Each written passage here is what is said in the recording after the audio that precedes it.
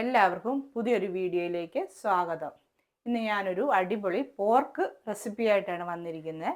അപ്പം നമുക്ക് വീഡിയോയിലേക്ക് പോവാം. ഇത് 1 കിലോ പന്നിയാണ്. ഇത് നമുക്ക് കഴുകി വൃത്തിയാക്കി എടുത്ത് മാറ്റി വെക്കാം.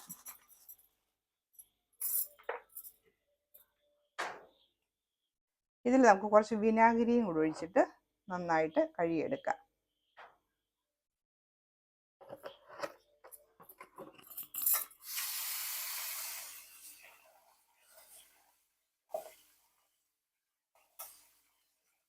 ഇനി കഴുകി വൃത്തിയാക്കിയ ഈ പന്നി ഇത് നമുക്ക് കുക്കറിലിട്ട് വേവിച്ചെടുക്കാം.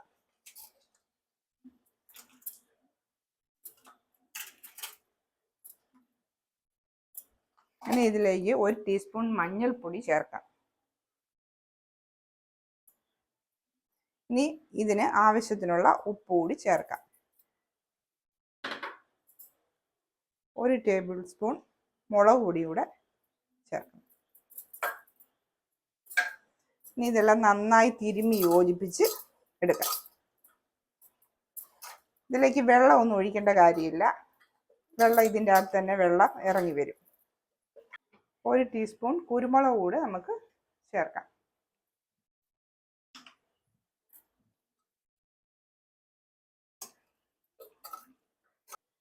ഇനി ഇത് നമുക്ക് വേവിച്ചെടുക്കാം. ഒരു 2 വിസിൽ അടിച്ചാൽ മതി. ഒരുപാട് വെന്ത് പോകരുത്. ഇനിയിപ്പം വഴറ്റിയെല്ലാം ചേർക്കാനുള്ളത്.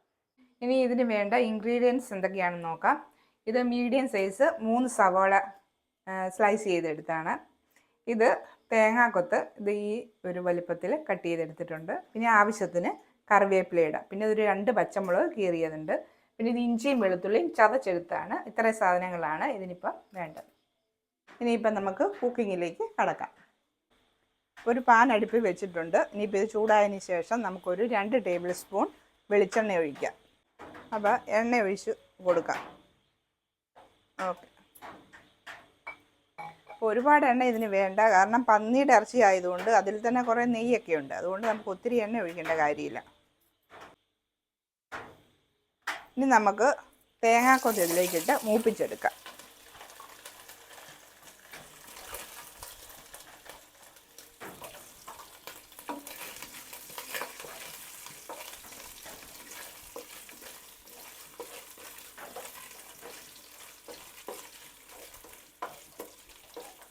തേങ്ങാക്കൊത്ത് ഇപ്പം മൂത്ത് വന്നിട്ടുണ്ട്. ഇനിയിപ്പം നമുക്ക് അതിലേക്ക് ഇഞ്ചിയും വെളുത്തുള്ളിയും കൂടെ ചേർക്കാൻ. ചതച്ച് വെച്ചിരിക്കുന്ന ഇഞ്ചിയും വെളുത്തുള്ളി. ഇനി ഇഞ്ചിയുടെയും വെളുത്തുള്ളിയുടെ ആ പച്ച ചുവയൊക്കെ മാറുന്ന ആ ഒരു ഇതുവരെ ഇത് നമുക്ക് വഴറ്റിയെടുക്കണം.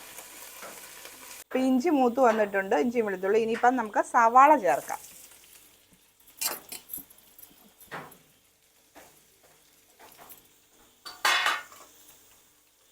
അതിൻ്റെ ഒപ്പം പച്ചമുളക് കൂടെ നമുക്ക് ചേർക്കാം.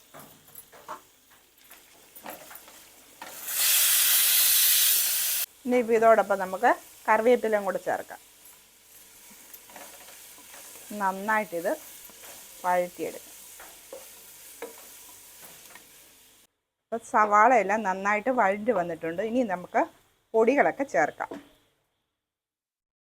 ആദ്യം നമുക്ക് മഞ്ഞൾപ്പൊടി 1 ടീസ്പൂൺ ചേർക്കാം. അടുത്ത മുളക് പൊടിയാണ്. ഇതൊരു 3 ടേബിൾ സ്പൂൺ വേണം, അതുകൂടെ ചേർക്കാം. മല്ലിപ്പൊടി ഒരു 2 ടേബിൾ സ്പൂൺ, അതും കൂടെ ചേർക്കാം. ഇനിയും വേണ്ടത് നമുക്ക് ഗരം മസാലയുടെ പൊടിയാണ്. അതൊരു 1 ടീസ്പൂൺ ചേർക്കാം. ഇനി കുരുമുളക് പൊടി ഇതൊരു 2 ടേബിൾ സ്പൂണോളം ഉണ്ട്. അപ്പം പോർക്കിന് ഏറ്റവും കൂടുതൽ നമ്മൾ ചേർക്കുന്നത് കുരുമുളക് പൊടിയാണ്. ഇനിയിപ്പോൾ ഇതെല്ലാം ചേർത്ത് കഴിഞ്ഞ് ലാസ്റ്റ് കുറച്ച് കുരുമുളക് കൂടെ നമുക്കിത് വെതറിയെടുക്കാം. ഇനിയിപ്പം മസാലകളൊക്കെ ഏകദേശം നന്നായിട്ട് മൂത്ത് വന്നിട്ടുണ്ട്. ഇനിയിപ്പം നമുക്ക് പന്നി വേവിക്കാൻ വെച്ചിട്ടുണ്ടായിരുന്നു. അതിൻ്റെ അവസ്ഥ എന്നാണെന്ന് നമുക്ക് നോക്കാം.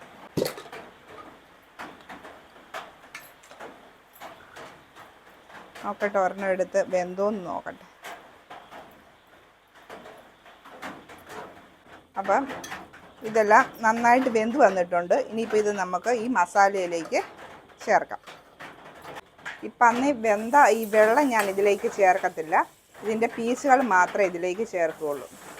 ചിലവരൊക്കെ ഇതിൻ്റെ വെള്ളം കൂടെ ചേർക്കാറുണ്ട്. പക്ഷേ ഞാൻ അങ്ങനെ വെള്ളം ചേർക്കത്തില്ല. അപ്പം കൂടുതൽ നെയ്യാവും. അതുകൊണ്ടാണ് ഇതിൻ്റെ ഈ വെള്ളം ഞാൻ ചേർക്കാത്തത്. ഇത് വഴണ്ടി വരുമ്പോഴത്തേക്കിന് നല്ല നെയ്യെല്ലാം ഇറങ്ങി നല്ല ഇതായിട്ട് വരും. അപ്പോൾ ഇത് മസാലയുമായിട്ട് നന്നായിട്ടെല്ലാം യോജിപ്പിച്ച് നമുക്ക് എടുക്കാം. ഇനി ഇത് ലോ ഫ്ലെയിമിൽ വെച്ച് നന്നായിട്ടിത് നമുക്ക് റോസ്റ്റ് ചെയ്തെടുക്കണം. അതിന് കുറേ സമയം പിടിക്കും. ഇരിക്കും തോറും നല്ലതായിട്ട് റോസ്റ്റായിട്ട് വരും.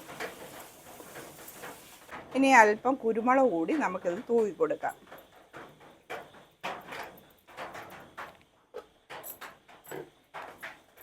ഇവിടെ നല്ല മഴയാണ്, അതുകൊണ്ടാണ് ഇടയ്ക്കിടയ്ക്ക് ഒരു സൗണ്ടൊക്കെ കേൾക്കുന്നത്.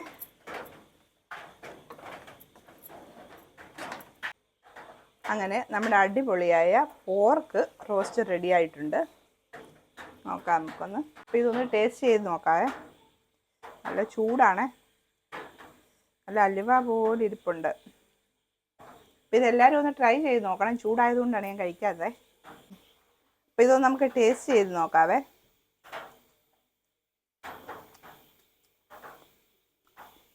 അടിപൊളിയാണ്.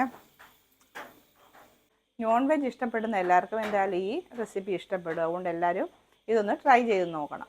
അപ്പോൾ ഇന്ന് ഇത്രയേ ഉള്ളൂ. ഇനിയിപ്പോൾ അടുത്ത ഒരു വീഡിയോയുമായിട്ട് വീണ്ടും വരാം.